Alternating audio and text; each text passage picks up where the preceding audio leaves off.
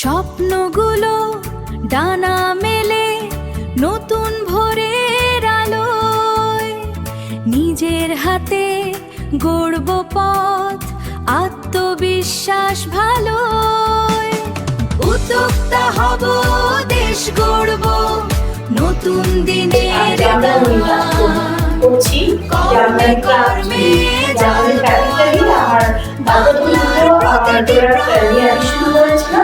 এখন আমার 100+ fusion product আছে।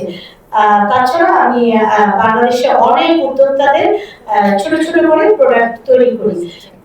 এখন আমি সবার আগে বলবো রহিম ভাইকে আমার মানে স্পেশাল থ্যাঙ্কস, যেহেতু আমি অনেক আগে থেকে কাজ করছি, আমার মেয়েটা ছোটবেলা থেকে, তখন থেকে আমি ব্যাংক অ্যাকাউন্ট থেকে শুরু করে সবকিছু মেনটেন করি।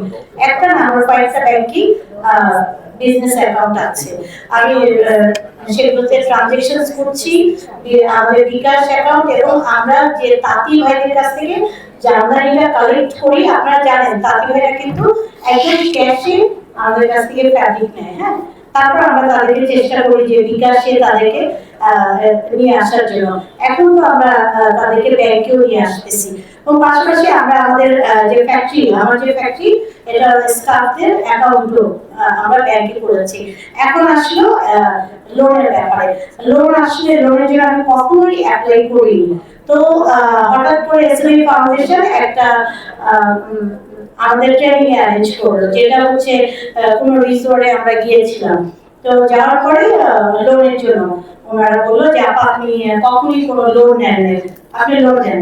তখন ওনাদের প্রোগ্রাম থেকে অনেকগুলো ব্যাংক আমাকে নক করা শুরু করলো, এবং দেখলাম যে রীতিমতো আমাকে এত হ্যারাসমেন্ট করছে, যেটা আমার একেবারে মান সম্মান, যে আপনি এটা করছেন, তো আপনার ফ্যামিলিতে কে আছে, অমুক আছে, তমুক আছে, আপনার কয়টা বাড়ি আছে, তো আপনার বাবার বাড়ি আছে, আপনার ভাইয়ের বাড়ি আছে, আপনার শ্বশুর বাড়ি আছে, আপনার কি আছে, তো অনেক কিছু, মানে এত বেশি হ্যারাসমেন্ট করছে। তো আমি কোনো ব্যাংকের নাম বলছি না, তো এগুলো তো এসএমই ফাউন্ডেশনই পাঠিয়েছে সব ব্যাংকে। তারপর দেখা গেল যে ওনারা ভিজিট করতে আসছে, এখানে ওনাদের এক একটা মানে খুব একটা মনে হলো যে র্যাবের মতো একটা ফোর্সিং একটা ব্যাপার। হ্যাঁ, এটা করছেন না কেন, ওটা করছেন না কেন, সেটা করছেন না কেন, কিন্তু ওনারা আসলে কোনো গ্যাপই দেখছে না। তো ওনাদের কি কোনো রাগ আছে বা কিছু, আমি জানি না। তারপর আমাদের বাংলাদেশ ব্যাংকের প্রোগ্রাম ছিল, তো রহিম ভাইয়ের সাথে ওখানে দেখা। তো যেহেতু এখন একটু ভয়েস রেইজ করা যায়, তো আমি একটু সাহস করে বলেই দিলাম। তারপর দেখলাম রহিম ভাই খুব সহজেই আমাকে ডাকলো, আমার কাছে বিশ্বাসই হচ্ছে না। তা আমি আর যাচ্ছি না, যে আবারও যাবো। যে ব্যাংক আমার সব পেপারস নিয়েছে, আমার সাথে এমন করেছে যে কোন একটা চায়ের দোকানে আমার সমস্ত, আমার ইভেন আমারও বাড়ি না, আমার হাজবেন্ডের বাড়ির দলিল নিয়ে চায়ের দোকানে রেখে দিচ্ছে।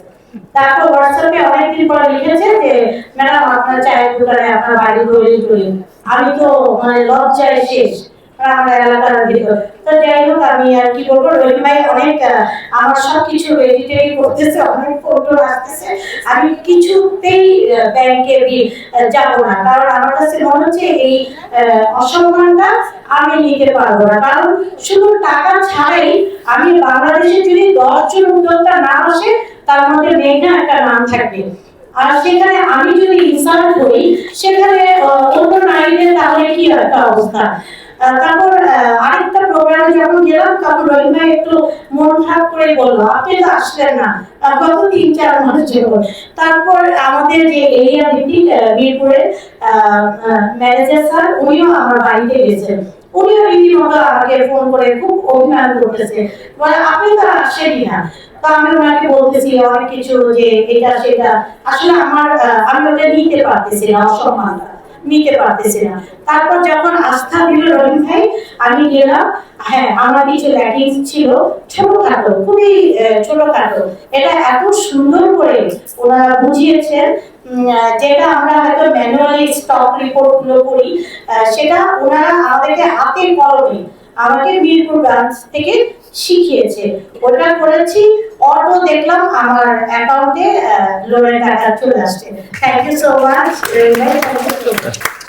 ধন্যবাদ আমাদের সাথে আপনার স্টোরিটা শেয়ার করার জন্য। আপনার মূল্যবান অভিজ্ঞতা এখানে উপস্থিত অন্যান্য উদ্যোক্তাদের শক্তি যোগাবে, প্রেরণা যোগাবে ইনশাআল্লাহ।